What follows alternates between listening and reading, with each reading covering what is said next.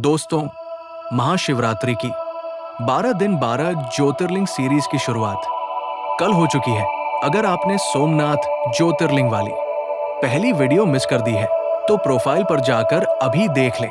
आज महाशिवरात्रि सीरीज के दूसरे दिन हम जानेंगे आंध्र प्रदेश के मल्लिकार्जुन ज्योतिर्लिंग के बारे में, जो कि आंध्र प्रदेश राज्य के कुर्नूल जिले में कृष्णा नदी के तट पर नल्लामला के घने जंगलों के बीच श्रीशैल पर्वत पर विराजमान है। इसे दक्षिण का कैलाश भी कहा जाता है। आज की कहानी बहुत खास है क्योंकि ये कहानी है एक माता पिता के अपने पुत्र के प्रति अटूट प्रेम की। चलिए जानते हैं क्यों महादेव और माता पार्वती को कैलाश छोड़कर इस पर्वत पर आना पड़ा। क्या आप जानते हैं पूरे भारत में सिर्फ एक ही ऐसी जगह है जहां महादेव और माता पार्वती एक ही छत के नीचे ज्योतिर्लिंग और शक्तिपीठ के रूप में विराजमान है। पौराणिक कथाओं के अनुसार जब भगवान गणेश और स्वामी कार्तिकेय के बीच पहले विवाह करने की होड़ लगी तो महादेव ने एक शर्त रखी, जो भी पूरी पृथ्वी का चक्कर लगाकर सबसे पहले यहां वापस आएगा उसका विवाह पहले होगा। ये सुनते ही स्वामी कार्तिकेय अपने शक्तिशाली वाहन मयूर पर सवार हुए और बिजली की गति से ब्रह्मांड की परिक्रमा के लिए निकल पड़े। दूसरी तरफ थे भगवान गणेश, जिनका शरीर भारी था और उनका वाहन था एक नन्हा सा मूषक। जरा सोचिए, एक तरफ मोर की रफ्तार और दूसरी तरफ चूहे की धीमी चाल। जीत किसकी होनी थी? सबको लगा कार्तिकेय जी जीत जाएंगे, लेकिन तभी गणेश जी ने अपनी तीव्र बुद्धि का ऐसा परिचय दिया जिसे आज भी दुनिया याद करती है। गणेश जी ने हार नहीं मानी। उन्होंने बड़ी ही विनम्रता से माता पार्वती और पिता शिव को एक ऊंचे आसन पर बिठाया। उन्होंने अपना धैर्य नहीं खोया और अपने नन्हे से मूषक पर सवार होकर अपने माता पिता के चारों ओर 7 परिक्रमाएं की और उनके चरणों में झुक गए। जब महादेव ने पूछा, पुत्र, तुम पृथ्वी की परिक्रमा करने क्यों नहीं गए? तब गणेश जी ने मुस्कुराकर कहा, शास्त्रों के अनुसार माता पिता के चरणों में ही समस्त ब्रह्मांड और तीर्थ समाये होते हैं। जब साक्षात आप मेरे सामने हैं तो मैं पूरी पृथ्वी क्यों घूमूं?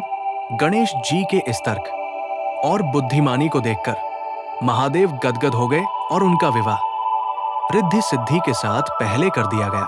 जब कार्तिकेय जी पूरी पृथ्वी थका देने वाली यात्रा के बाद लौटे तो उन्होंने देखा कि गणेश जी तो पहले ही जीत चुके हैं। उन्हें लगा कि उनके साथ छल हुआ है। वे इतने दुखी और क्रोधित हुए कि संन्यास लेकर क्रौंच पर्वत की गुफाओं में छिप गए। अपने ज्येष्ठ पुत्र का ये वियोग माता पार्वती सहन नहीं सकी। उनके आंसू इस पर्वत पर गिरे और कहते हैं, महादेव ने अपने पुत्र के करीब रहने के लिए अपना कैलाश छोड़ दिया। जब कार्तिकेय ने देखा कि माता पिता यहां आ रहे हैं तो वे और दूर चले गए। तब महादेव ने इस पर्वत को वरदान दिया कि जो भी इस शिखर के दर्शन करेगा उसे अश्वमेध यज्ञ के समान पुण्य मिलेगा। महादेव यहां अर्जुन और माता पार्वती मल्लिका के रूप में स्थिर हो गए ताकि वे हमेशा अपने बेटे के पास रह सके। इसीलिए इसका नाम पड़ा मल्लिकार्जुन। ये दुनिया की इकलौती जगह है जहां 12 ज्योतिर्लिंगों में से और 18 महाशक्तिपीठों में से भ्रमरांबा देवी एक साथ मौजूद है। भ्रमरांबा का मतलब मधुमक्खी। दोस्तों, मल्लिकार्जुन सिर्फ एक ज्योतिर्लिंग नहीं है। यहाँ कुछ ऐसा है जो पूरे भारत में कहीं और नहीं।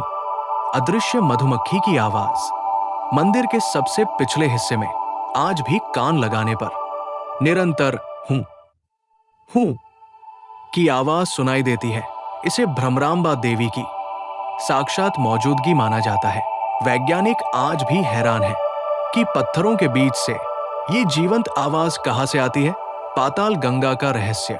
मंदिर से कुछ दूर कृष्णा नदी बिल्कुल पाताल की गहराई में बहती है। यहाँ के जल में एक ऐसी चुंबकीय शक्ति मानी जाती है जो मानसिक रोगों को जड़ से खत्म कर देती है। स्वर्ण कलश की छाया। कहते हैं कि मंदिर के शिखर पर जो स्वर्ण कलश है उसकी छाया कभी जमीन पर नहीं पड़ती। ये प्राचीन इंजीनियरिंग का वो चमत्कार है जिसे आज के आर्किटेक्ट भी नहीं समझ पा रहे।